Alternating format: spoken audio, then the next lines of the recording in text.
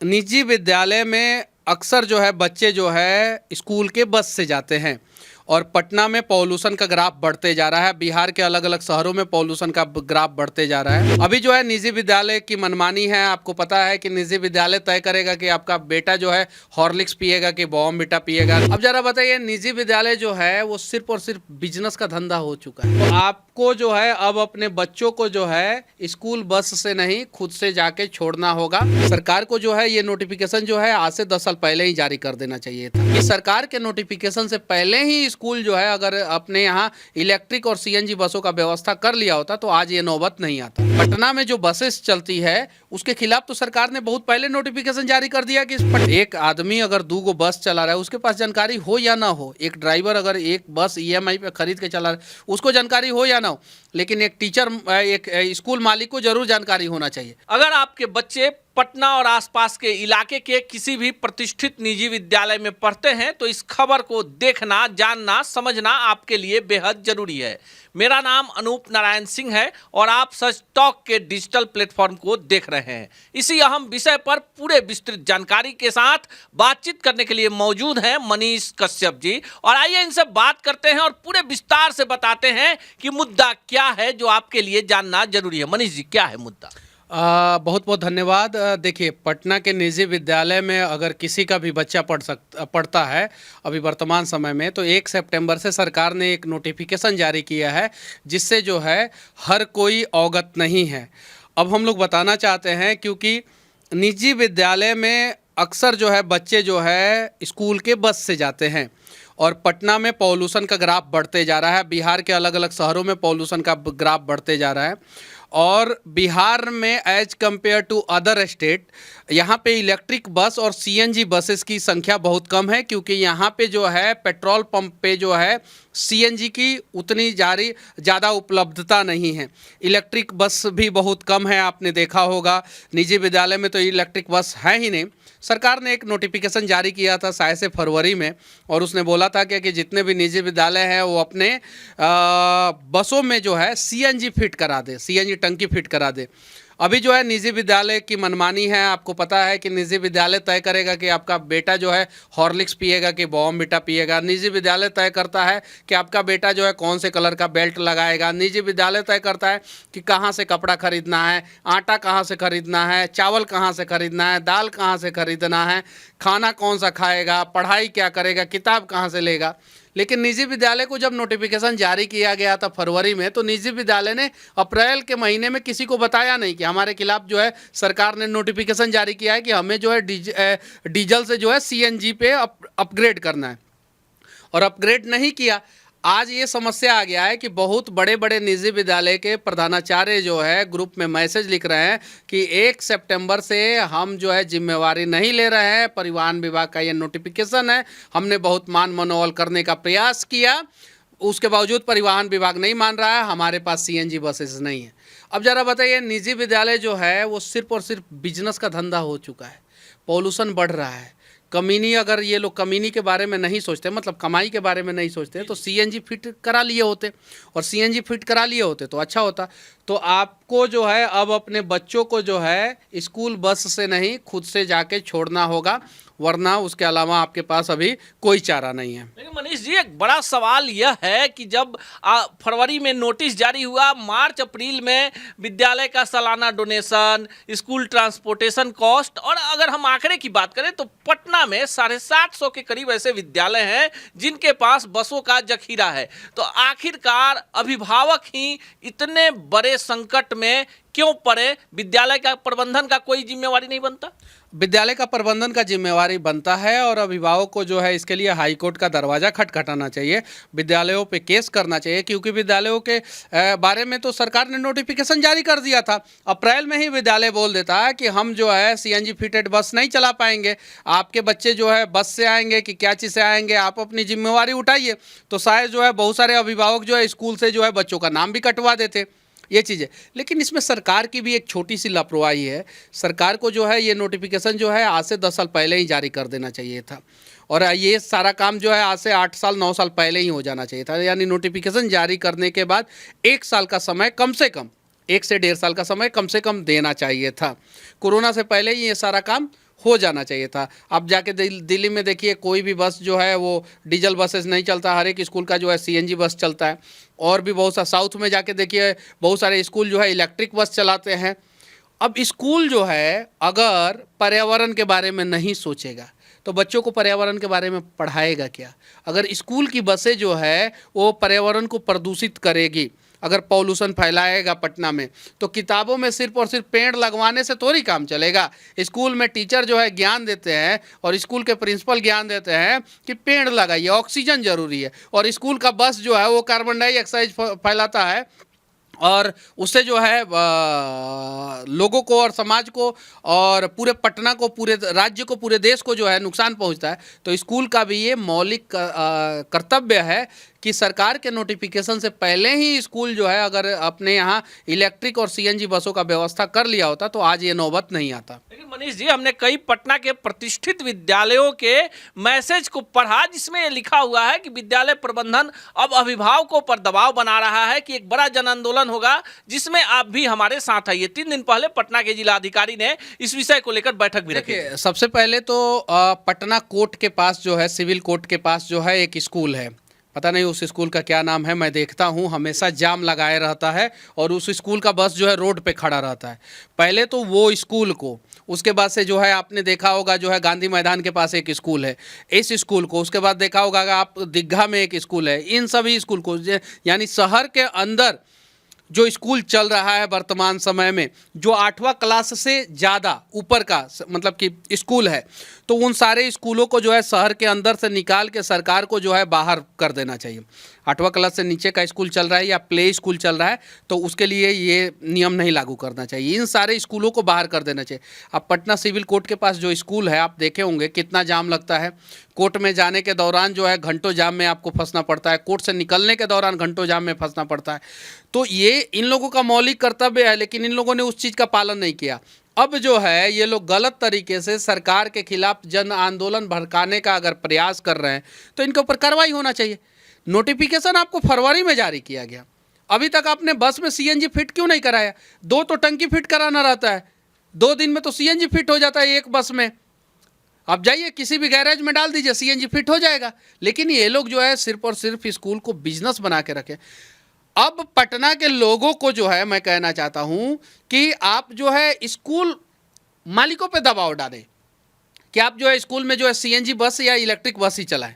आप बताइए, गरीब लोगों का ऑटो रिक्शा, एक नोटिफिकेशन आता है और ऑटो रिक्शा को जो है सीएनजी डीजल ऑटो रिक्शा को जो है पटना से बाहर कर दिया जाता है। ज़रा सोचिए, जो ईएमआई पे ऑटो रिक्शा लिया हो और डीजल ऑटो रिक्शा ले लिया हो और अगले महीना नोटिफिकेशन जारी कर दिया गया कि नहीं अब आपको सीएनजी चलाना है।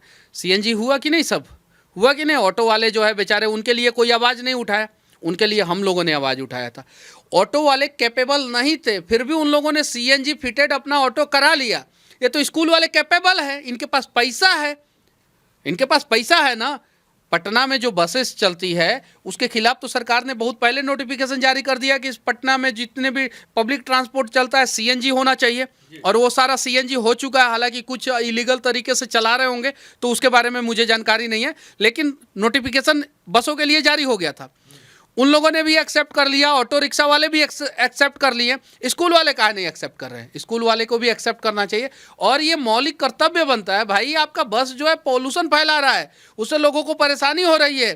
पटना में जो है पीपीएम पार्टिकल पर मिलियन जो है वो इतना बढ़ जाता है ठंडा के मौसम में कि सांस लेने में दिक्कत होता है। पटना मीठापुर जो पुराना बस स्टैंड था, अभी जो नया बस स्टैंड बना है वहाँ पे, उस जगह पे बस स्टैंड पे चले जाइए तो सांस लेने में दिक्कत होता है, क्योंकि सारी बसेज जो है वो डीजल बसेज है। तो सिर्फ और सिर्फ स्कूल पे ही नियम नहीं लगाना चाहिए, इन लोगों को हर जगह नियम लगाना जाना चाहिए कि पब्लिक ट्रांसपोर्ट में अगर कोई बस चल रहा है या अगर कोई ऑटो चल रहा है या कुछ भी चल रहा है तो या तो सीएनजी फिटेड हो या तो इलेक्ट्रिक हो, ये नियम लग। और ये नियम दिल्ली में लग चुका है, मुंबई में ये नियम का पालन हो रहा है, बेंगलुरु में ये नियम का पालन हो रहा है, तो फिर पटना में नियम का पालन क्यों नहीं होगा? ऐसे भी हम लोग लेट हैं, ऐसे भी हमारा विकास जो है 40 साल पीछे है, और कोई स्टेप अगर हम उठा रहे हैं वो भी जो है 4-5 साल 10 साल पुराना ये स्टेप उठा रहे हैं। जो काम दिल्ली में जो है 5-7 साल 10 साल पहले हो गया, मुंबई में 10 साल पहले हो गया, वो काम के लिए आज बोला जा रहा है तो स्कूल बस वालों को क्यों स्कूल मालिकों को क्यों दिक्कत हो रहा है? मानना पड़ेगा, बात तो मानना पड़ेगा स्कूल वालों को। लेकिन एक बड़ा सवाल है मनीष जी, आपसे पूछ लेते हैं। विद्यालयों का संगठन काफी मजबूत है, लेकिन जो अभिभावक हैं, उपभोक्ता हैं, जो अपने बच्चों को 6,000 रुपया फी देके पटना के प्रतिष्ठित विद्यालय में पढ़ाते हैं, उनके हक की लड़ाई कौन लड़ेगा? आपको पता है विद्यालय का संगठन क्यों मजबूत है? क्योंकि ज्यादातर फ्रेंचाइजी मॉड्यूल में जो विद्यालय चल रही हैं उनका जो है ऑनरशिप जो है किसी नेता के बच्चे के नाम पे है, किसी नेता की बीवी के नाम पे है, किसी पॉलिटिशियन के साले के नाम पे है, किसी पॉलिटिशियन के जीजा के नाम पे है, किसी पॉलिटिशियन के फूफा के नाम पे है, किसी पॉलिटिशियन के मौसा के नाम पे है, किसी पॉलिटिशियन के मामा के नाम पे है। इसलिए सरकारी विद्यालय जो है जर्जर है और निजी विद्यालय जो है इतना जो है अपना मनमानी कर पा रहा है, यही कारण है। और इसीलिए जो है उन लोगों का यूनियन स्ट्रांग है, क्योंकि जिनके नाम पे फ्रेंचाइजी चल रहा है या जो स्कूल चला रहे हैं या जो स्कूल के डायरेक्टर है वो लोग पावरफुल लोग हैं, इसलिए वो लोग अपनी मनमानी करते हैं। आज जो है बिहार में सबसे ज़्यादा रूम रेंट बिहार में, सबसे महंगा ज़मीन बिहार में, स्कूल का फीस सबसे ज़्यादा महंगा बिहार में, और गरीबी के मामले में सबसे ज़्यादा गरीब राज्य बिहार, पर कैपिटा इनकम के मामले में सबसे ज़्यादा सबसे निचले स्तर पे बिहार, ह्यूमन इंडेक्स के मामले में सबसे निचले स्तर पे बिहार। तो ये सारी चीज़ें हैं, ये समझना पड़ेगा, लोगों को समझना पड़ेगा, हमको समझना पड़ेगा, आपको समझना पड़ेगा। और ये सारी चीज़ें जब सब लोग समझ लेंगे तब जाके बिहार का विकास होगा। गार्जियन दबाव डाले स्कूल पे कि भाई अभी भी तुम्हारे पास समय है, तुम जाओ CNG फिटेड कराओ बस को, क्यों नहीं CNG फिटेड करा रहे हो? और CNG क्या, हर एक स्कूल जो है जिसके पास अगर 50 बस है तो 25% बस 50% बस यानी 25 बस जो है ना उसको इलेक्ट्रिक रखना चाहिए। क्योंकि स्कूल बस कितना किलोमीटर मैक्सिमम जाता है? मैक्सिमम जो है स्कूल बस जो है 50 से 60 किलोमीटर जाता है, 70 किलोमीटर जाता है, 80 किलोमीटर जाता है। एक बस का रेंज जो है वो 300 किलोमीटर, 400 किलोमीटर, 500 किलोमीटर का होता है इलेक्ट्रिक बस का रेंज। आराम से स्कूल बस जो है सुबह निकलेगा, बच्चे को लेके आएगा, फिर स्कूल में लग जाएगा, चार्ज होगा, फिर शाम को निकलेगा, बच्चे को छोड़ के आएगा और फिर स्कूल में लग जाएगा, चार्ज होगा। इससे पॉल्यूशन भी कम होगा। तो बिहार सरकार को ये नियम लगा देना चाहिए कि जितना भी निजी विद्यालय में स्कूल बसेस चल रहा है वो सारा इलेक्ट्रीफाई हो, या इलेक्ट्रिसिटी नया बस खरीदे इलेक्ट्रिसिटी वाला, तब जाके जो है स्कूल के बसों का ट्रांसपोर्टेशन कॉस्ट कम होगा। और जब ट्रांसपोर्टेशन कॉस्ट कम होगा तो स्कूल के बस का भाड़ा भी कम होगा। ये तो नियम लगना चाहिए। चलिए, पटना नगर निगम, दानापुर नगर परिषद, खगौल नगर परिषद और फुलवारी नगर परिषद में 31 अगस्त के बाद डीजल बस नहीं चलेंगे। इसमें विद्यालयों के बस भी शामिल हैं। लेकिन चलते चलते मनीष कश्यप जी से एक और सवाल पूछते हैं कि अभी राजधानी पटना के आसपास के इलाकों में जब 1 सितंबर से ये नियम लागू हो रहा है तो इतना ज्यादा हंगामा है। अगर बिहार के 38 जिलों में आने वाले दिनों में बिहार सरकार लागू करे तो इसके पहले क्या तैयारी हो जानी? देखिए, मैं फिर से कहना चाहता हूँ, मैं इसके लिए 100% स्कूल प्रशासन को दोषी नहीं मानता हूँ।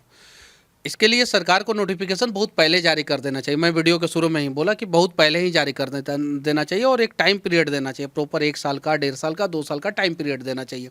जो सरकार को कोरोना के पहले ही ये सारा चीज़ें निपटा उपटा के कंप्लीट कर देना चाहिए था। कोरोना के समय में बहुत सारी बसें नहीं चल रही थी, वो अपना CNG फिटेड करा लेते, जाते गैरेज में लगा हुआ था, सारी बसें CNG फिटेड हो जाता। तो यहाँ पे जो है देखिए, ये बिहार जो है ऑटोमेटिक बैक गियर में चल रहा है, ऑटोमेटिक फ्रंट गियर में नहीं।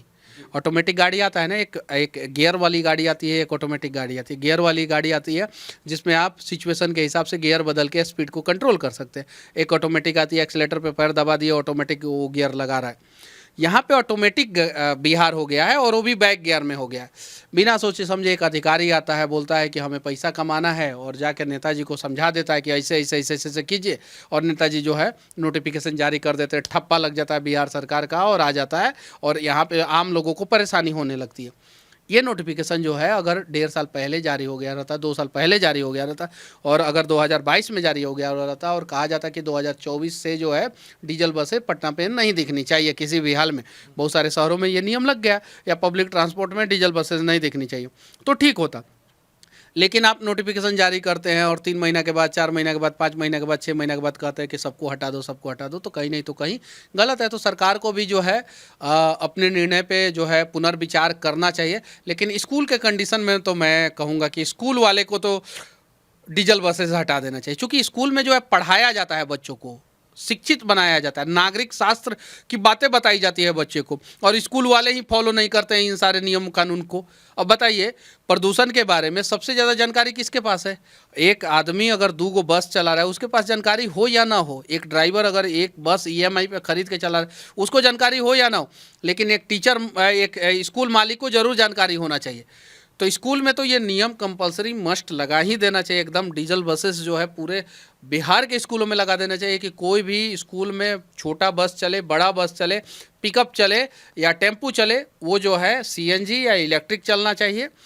और अगर सभी बसों के लिए नोटिफिकेशन जारी किया गया है तो उस पर जो है सरकार को जो है एक बार सारे बस मालिकों से बैठ के बातचीत करना चाहिए। लेकिन इलेक्ट्रिक और CNG मस्ट है, और इलेक्ट्रिक और CNG पे जो है किसी भी हाल में स्विच करना ही होगा, और हर किसी को करना होगा। सरकार जो है इसके लिए प्रोत्साहन राशि लाए। जैसे हम लोग भी डीजल कार पे चल रहे हैं, हम लोग भी डीजल कार पे चल रहे हैं। काहे भाई, डीजल कार बंद कराइए, आप इलेक्ट्रिक और हाइब्रिड वाले को प्रोत्साहित कीजिए। लेकिन इलेक्ट्रिक और हाइब्रिड पे जो है वो GST इतना ज़्यादा लगा के रखा गया है कि वो जो है लोगों के बस की बात ही नहीं है, लोग खरीद नहीं पा रहे। अब जैसे टाटा नेक्सॉन एक कार है, इलेक्ट्रिक भी आता है और डीजल भी आता है। डीजल के सेम कॉन्फ़िगरेशन में अगर इलेक्ट्रिक लेते हैं तो इलेक्ट्रिक महंगा पड़ जाता है। क्यों भाई? इलेक्ट्रिक का दाम जो है डीजल से कम होना चाहिए, क्योंकि इलेक्ट्रिक में जो तो बड़ा सा इंजन है नहीं, डीजल इंजन है नहीं, टर्बो चार्ज है नहीं, उसमें तो मोटर लगा हुआ है, वो तो सस्ता होना चाहिए। महंगा क्यों हो जाता है? क्योंकि लिथियम आयन जो बैटरी है उस पर जो है गवर्नमेंट का टैक्स है। अब कितना % टैक्स है वो आप गूगल पे जाके सर्च कर सकते हो। जब इलेक्ट्रिक गाड़ी कोई खरीदने जाता है तो उस पर जो है RTO टैक्स, रोड टैक्स और भी ना जाने कौन कौन सा GST फलाना ढिकाना दे दा के जो है वो महंगा हो जाए। तो सरकार को अगर प्रदूषण को सच में कम करना है, अगर लोगों को स्विच कराना है इलेक्ट्रिक और CNG पे, तो जो है उसमें जो है टैक्स में जो है बेनिफिट गवर्नमेंट को देना चाहिए। सवाल मौजूद है और कहीं ना कहीं आम आदमी से जुड़ा हुआ है। इस विषय पर और भी विस्तृत जानकारी के साथ आएंगे और जनहित के इसी तरह के तमाम मुद्दों पर सच टॉक पर लगातार निरंतर पूरी निष्पक्षता, निर्भीकता और निरंतरता के साथ इसी तरह सवाल उठाते रहेंगे।